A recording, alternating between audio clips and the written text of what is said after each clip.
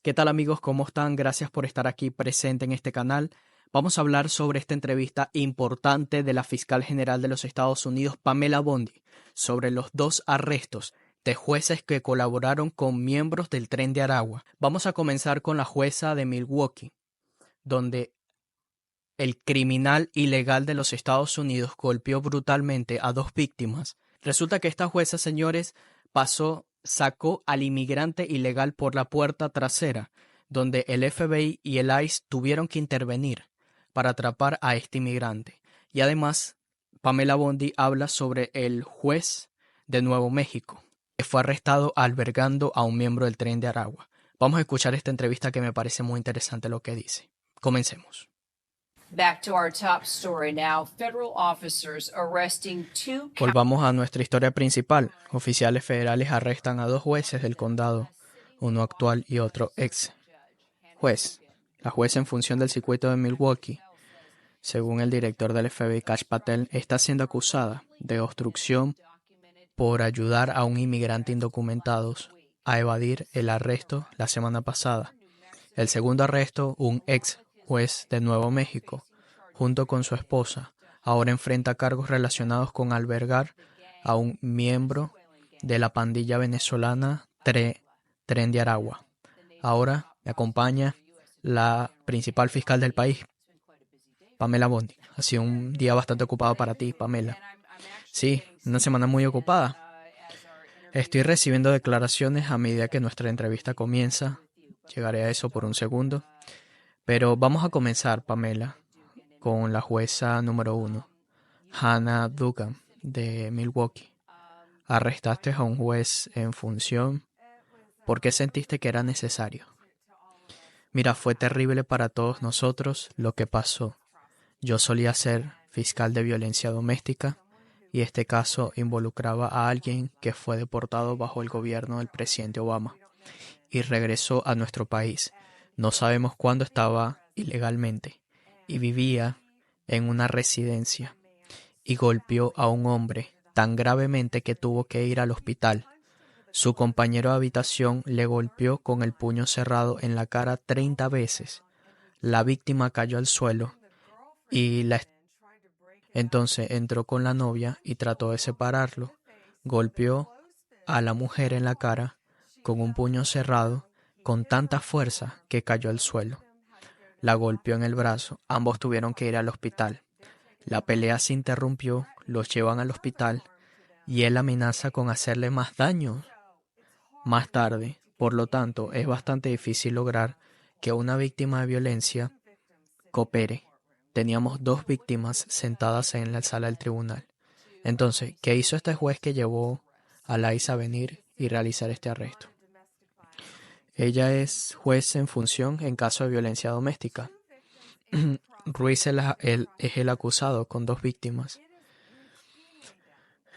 Se hace rutinariamente cuando se detiene a personas por cualquier tipo de orden judicial y se hace fuera de un tribunal.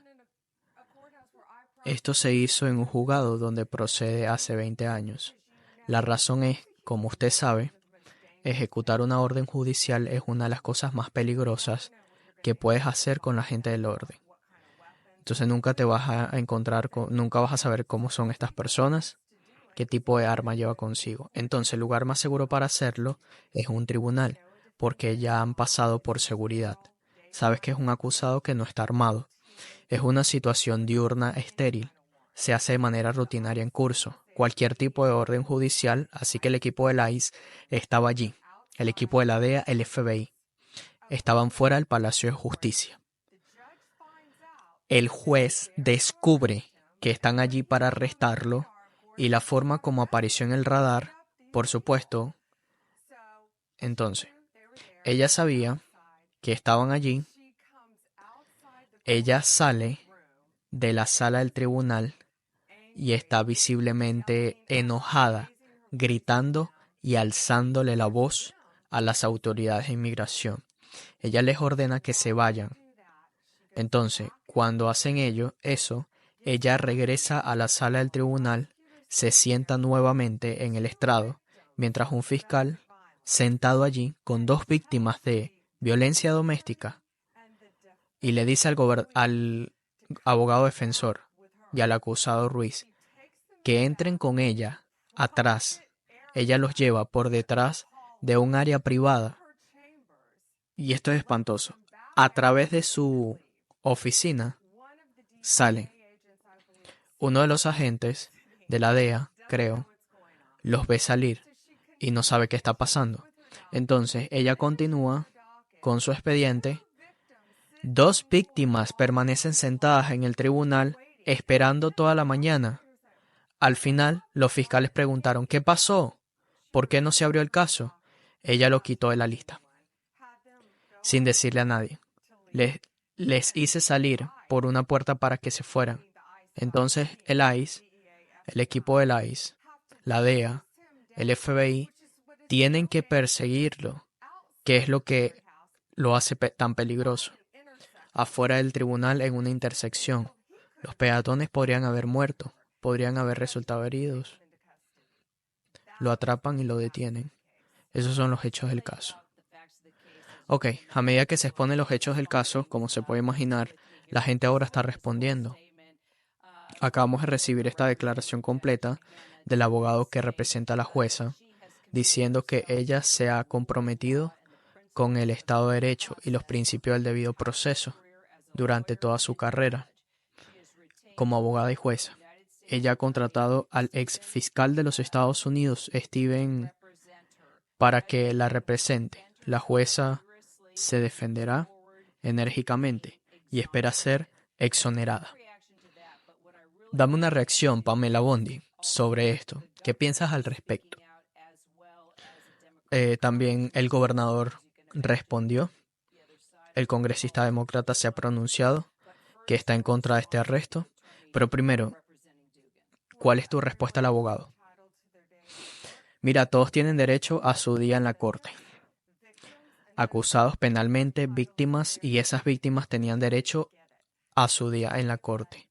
Y no lo tuvieron porque ella dejó que un acusado penalmente saliera por la puerta trasera. Ella los ayudó. Ella obstruyó el respeto de la justicia y tiene que ser acusada. Esta declaración proviene de la congresista Ging Moore, que representa a Milwaukee. Ella dijo que la voluntad de la administración de utilizar armas a la fuerza del orden federal es impactante y que está alarmada por las acciones cada vez más ilegales de la administración Trump. Mira, vamos a esperar que se resuelva esto en los tribunales. Espero que ella pueda llegar a las víctimas de violencia doméstica que estaban en la sala del tribunal ese día. Y al fiscal del estado que estuvo sentado allí todo el día en Milwaukee o toda la mañana esperando que se escuchara su caso. ¿Qué les dices a los críticos que le advirtieron que están intentando intimidar a los tribunales? Mira, estamos intentando proteger a las víctimas, estamos intentando proteger a los ciudadanos. Hagamos que Estados Unidos vuelva a ser seguro. Y si cometes un delito en este país, tendrás que rendir cuentas. No importa quién seas, vamos a procesarte. Nadie está por encima de la ley, ni siquiera un juez. Los hemos visto en Milwaukee y en Nuevo México. Ok. Pamela, vamos a pasar con el ex juez de Nuevo México, que su esposa fueron arrestados ya que albergaron a un miembro de la pandilla Tren de Aragua. ¿Qué evidencia tienes? ¿Qué evidencia tienes? Mira, esto fue lo que pasó. ICE recibe una pista. Él vino a nuestro país diciembre del 2023 a través del Eagle Pass, Texas. Recibieron un aviso de que varios miembros ilegales del TDA vivían en la residencia de estas personas, de un juez. Y tú dirás, no, esto es imposible. ¿Cómo que un juez va a recibir un miembro de una pandilla? Bueno, sí es cierto. Y luego, otro juez, un juez llamado Damián Martínez, dice, yo conozco al juez Cannon. Él tiene un buen detector de mentira, así que no creo que dejaría que cualquiera viviera con él. Así que el juez liberó este tipo de afirmación que ella se dio cuenta que fue todo lo contrario, que sí realmente albergaba un miembro del Tren de Aragua. Así que esto es inaceptable. Así que volvió a salir. Entonces lo que descubrieron fue que arrestado y acusado, tenía 4 teléfonos, tenía 2 cuentas de Facebook, había estado en un campo de tiro. Este es un miembro ilegal del Tren de Aragua. Estaba en un campo de tiro con un AR-15, con un silenciador, porque se había filmado allí con varios otros pandilleros conocidos del Tren de Aragua. Tenía tatuajes en español que decían muerte verdadera, llevaba un collar sobre la muerte, tenía todas las insignias del Tren de Aragua. Entonces, que se puede ver en el internet. También uno de sus tatuajes era un AK-47 y habló de ello, publicando en ello, diciendo que era el tatuaje del Tren de Aragua. Bromeó sobre una recompensa de $5,000 americanos que había para arrestar a un miembro del Tren de Aragua. Y no solo eso, en su teléfono vi las fotos que tenía, 2 fotos horribles de víctimas, 2 víctimas asesinadas, decapitadas, sus manos cortadas. Eso es lo que dicen los miembros del Tren de Aragua. ¿Cuántos cargos se enfrenta a él? Mira, lo que pasó fue lo siguiente. A él lo arrestaron y luego que se enteraron, basándose en la evidencia, basándose en sus teléfonos, basándose en las cuentas de Facebook, la esposa del juez, Nancy, cree que ella facilitó la destrucción de la evidencia. Tienen grabaciones de ella hablando de que tenían que deshacerse de los teléfonos. O sea, tú estás diciendo que la esposa del juez de Nuevo México sabía que había pandilleros venezolanos viviendo y trabajando para él.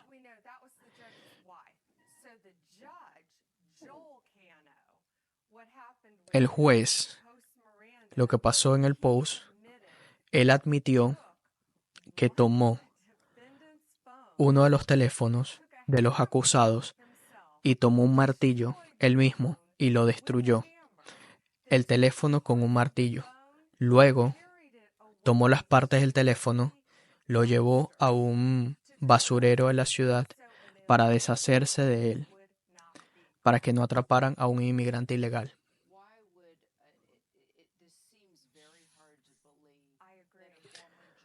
¿Por qué un ex juez tenía que reventar un teléfono a un pandillero del Tren de Aragua? ¿Por qué él tenía que hacer esto? No lo sé. ¿Qué dijeron ellos? No estoy segura de sus declaraciones después de Miranda, pero además él es un ex juez porque él renunció después que pasó todo esto. Él era juez en función mientras todo esto sucedía. ¿Te preocupa que parezca que simplemente estás atacando a los jueces?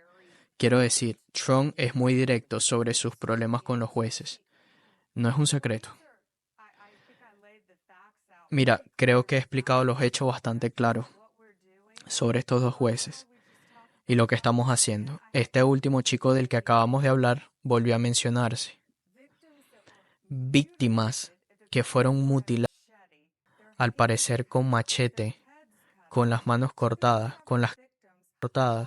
2 víctimas distintas en su teléfono, y él estaba compartiendo esta información con otros miembros del Tren de Aragua.